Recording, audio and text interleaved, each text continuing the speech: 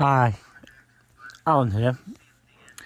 Yeah, went out today, and went out, but didn't do much video. I thought, well,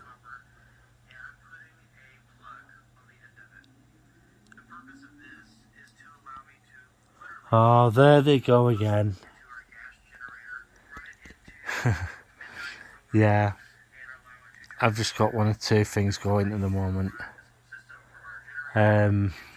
Got the boy races are out again. Yeah, today I went out. Went to where was it? Tesco.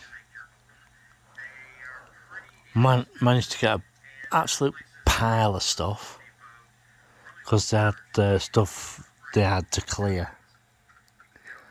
Yeah, went round to Lidl on King Street. Yeah, another pretty good score there. Bought a load of milk.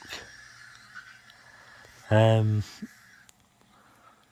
of my friends have been telling me that they started buying up. I said to them, you should have started buying up weeks ago.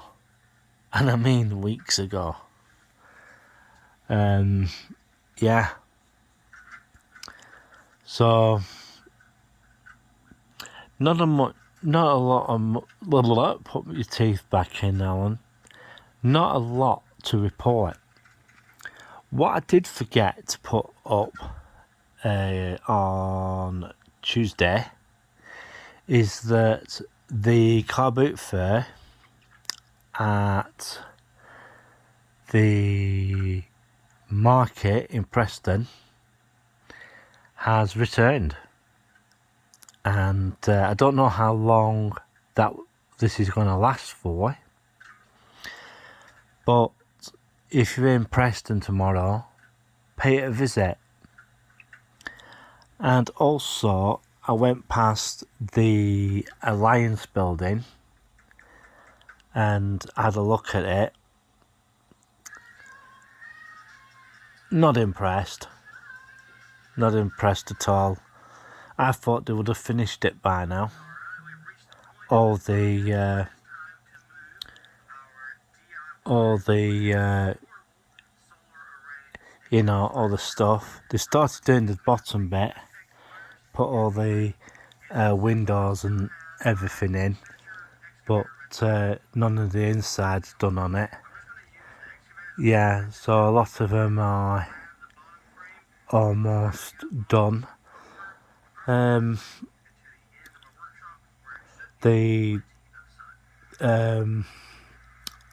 Derbyshire apartments, hotel sort of thing, which looks like an absolute toilet. They're trying to do it up inside, make it habitable. But to be truthful, no matter what they do to that place, it looks hideous. But it needs taking down. It needs taking down and a new building put in its place, really.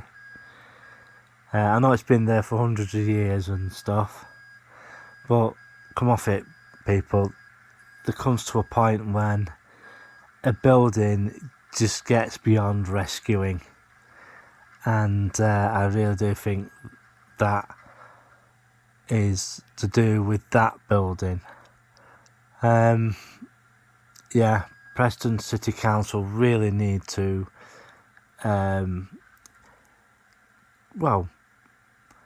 go like Manchester, really, and really let the developers like Alliance and others to build their high rises, because it's like I said before, land is, well, especially now, is quadrupling in price, and you've got to get as much of, well, you've got to get more out of that piece of land, sort of thing.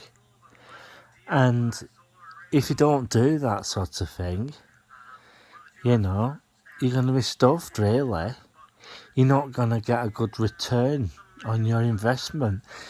Take investors because they have to have some of these construction, a large majority of these construction companies have investors to satisfy. And if you're not satisfying your investors, well, they're going to basically turn around and walk away. And yeah, you've got to recognise the investors, because it's their money that they're putting into your project. And that's how they make their money, by to rent. And what you've got to really consider at this moment is that the government might change its mind about not allowing tenants to buy their property. Well, after so long, to give them the right to buy. This is the thing you've got to consider when you're doing this sort of thing. Is that your renter going to end up being, you know, a customer that wants to buy their flat? This is what you've got to think about. These are some of the things you're going to have to think about. And if the renter buys it, if they want the lease term, you know, the freehold or leasehold, and turn it into a permanent transferable asset to you know, so that they can sell the actual flat like that. So yeah, as I say, we went to Lidl today, with it being Wednesday, and I'm just going to see what the weather's like tomorrow, and have a find out what the forecast is, and decide it from there.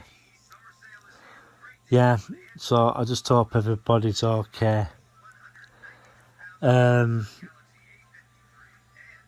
Yeah,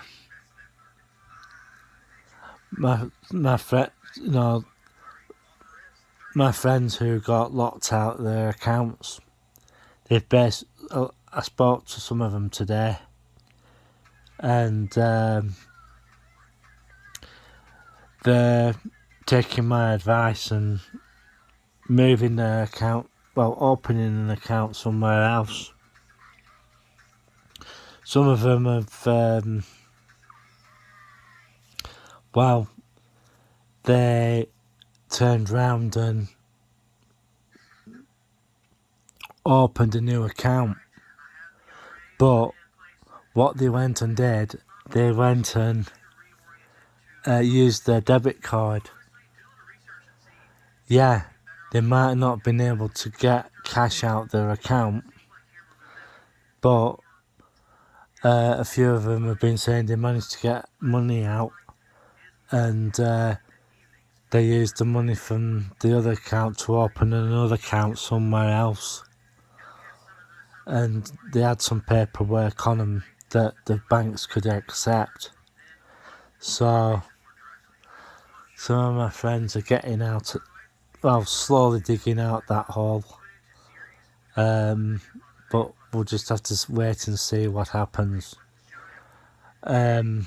Yesterday I went into Preston and went into the Cooperative Bank and asked them a few questions about opening an account and this, that and the other. Am I going to be able to still draw money out and when I need to and that. One or two other things as well, because I was basically letting them know that there might be a possibility of all branches closing by 2025, and she was saying that they're hoping it doesn't turn to that, but it's just one of those things that happens. The other reason why they are closing so many branches is to cut costs. If you get rid of a branch, that's a large amount of staff that you don't have to employ, and you have, you don't have none of the overheads that you have to deal with running a bank and staffing it. Because in some places I know, it's a Zoom call. This is the Bank of America, one of America's large banks, and they've resorted to using